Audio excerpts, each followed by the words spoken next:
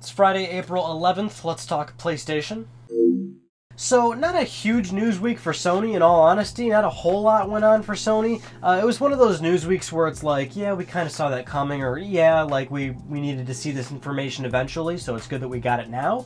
For example, the PlayStation Vita Slim Borderlands 2 bundle for America. We now know when it's coming out exactly, and that is May 6th. Interestingly enough, if you want to buy Borderlands 2 just standalone for your current Vita that you own, you have to wait till May 13th to buy it, so clearly Sony is giving people a little bit of an investment incentive to pick up the new Slim bundle, if you want to play Borderlands 2 early. It comes with a digital copy of the game. And moving on, UK retailer Shop2 posted a little retail listing for Ratchet & Clank The Trilogy for Vita. And, you know, this is something that Sony did not announce, they did not confirm this, and this happens often, and we've talked about this before. More often than not, when a retailer posts a listing for a game that hasn't been, you know, announced just yet, more than likely they know that the product exists and they're going to be selling it, and they got to put it in their inventory, and sometimes these things just slip and happen. And of course, this totally makes sense, Ratchet & Clank coming to Vita. We already have so many hints and rumors, and it's quite obvious that Into the Nexus is coming to Vita, so it seems like a no-brainer to also bring the trilogy to Vita, because also we're seeing the Sly Collection, God of War Collection, and Jack Collection's already been out on it, so really, it's a no-brainer. So let's talk a little bit about PlayStation Now. The private beta was just recently updated, and an anonymous tipster sent into DualShockers a couple of details about the update. A lot of games were actually added to the service. Now, what's interesting is when PlayStation Now started, there was like about 5 to 10 games on the private beta. There's now 19 games on the private beta, but what's interesting is that some games were taken off from the initial release. Killzone 3, Puppeteer, MX vs. ATV, those games are now gone, but in addition there's a whole crapload of new games. I'm more than likely showing you a picture of the beta right now. Again, these are sourced from DualShockers, from their anonymous tipster, but some of the games that were added were like Shadow of the Colossus, Wipeout HD, Dead Nation, Shatter, Guacamelee, Critter Crunch is on there now. I don't know if that was there before. Payday the Heist. There's like 19 games on there now. In all honesty, I mean, I'm not in the private beta, so I would certainly tell you that. I can only tell you from the outside. I'm an outsider just like you, but like I at least I'm liking the fact that this is actually moving forward, that the private beta is seeing more games, and it's, you know, more invites are getting sent out. Usually with some of these things, I'm inclined to say like, and think like, oh man, Sony's probably going to delay this or something, or the beta just isn't going to happen, keys aren't going to go out, which people are having problem with their beta keys right now. But point being, like, it actually is progressing, and we might actually see this thing launch in summer, because part of me is thinking like this thing might even get delayed, you know, more or less, because my original prediction was it's going to come out and it's going to do horrible in terms of, you know, whatever it may be. It might have crappy pricing, or it might be just hard to connect to, or there's going to be serious decompression, or serious lag, input lag, or it's just going to have a really rough start, and it will take a couple years to mature. But even in the back of my mind, I was thinking this might even get delayed. So yeah, I'm just happy to see the thing's actually moving forward, and we'll actually probably see this thing come to fruition, and hopefully it's actually good, and all my predictions don't come true, because I don't want that to happen. It's just what I think's going to happen. Moving on, so, you know, The Last of Us PS4. You know, it was pretty much confirmed when the Sony VP of Turkey basically said, like, yeah, it's coming.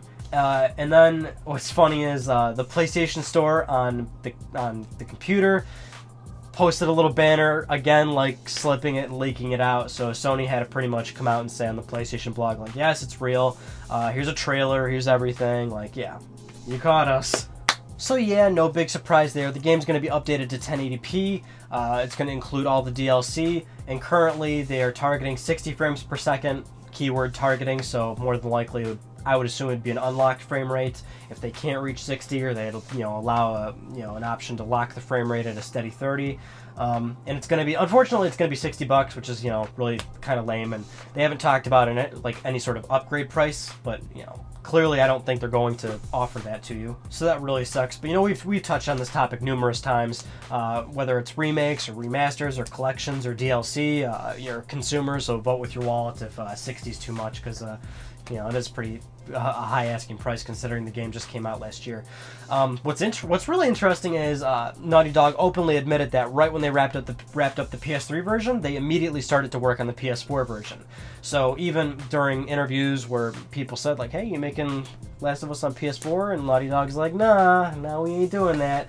They pretty much straight up lied because they absolutely were working on it, which again kind of makes sense. I find it hilarious when people get bummed out that they got lied to. Like, oh, why would you lie to us? Like, well, they're not gonna tell you. Yes, that's the thing about game developers. You can't trust them. You can't trust publishers.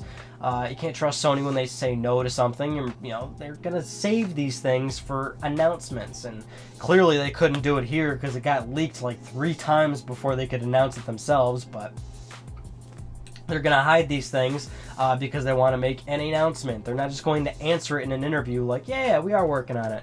Oh no, you can get the exclusive, you can get all the page views and everything. Yeah, like, it's funny you mention, we actually are working on Last of Us for PS4. Wow, you're really lucky that you're the first person to ask that. You better write up that post on your website. Anyway, I'm probably going to buy it because, of course, I like The Last of Us. But moving on to our next and final news story, Sony Online Entertainment announced a new MMO this past week called H1Z1. And if you can tell from the picture and possibly hint from the name, this is a free-to-play MMO based on, like, sort of a straight-up zombie apocalypse, more or less. H1Z1 is a virus in the game. It's a dystopian. It takes place in Central America. You can craft items. You can build like fortresses to keep like zombies away. Other players, you want to like stay away from them possibly because they might see you as a threat or they want to kill you for your items and whatnot. More or less, a lot like current zombie games that exist in like DayZ, for example.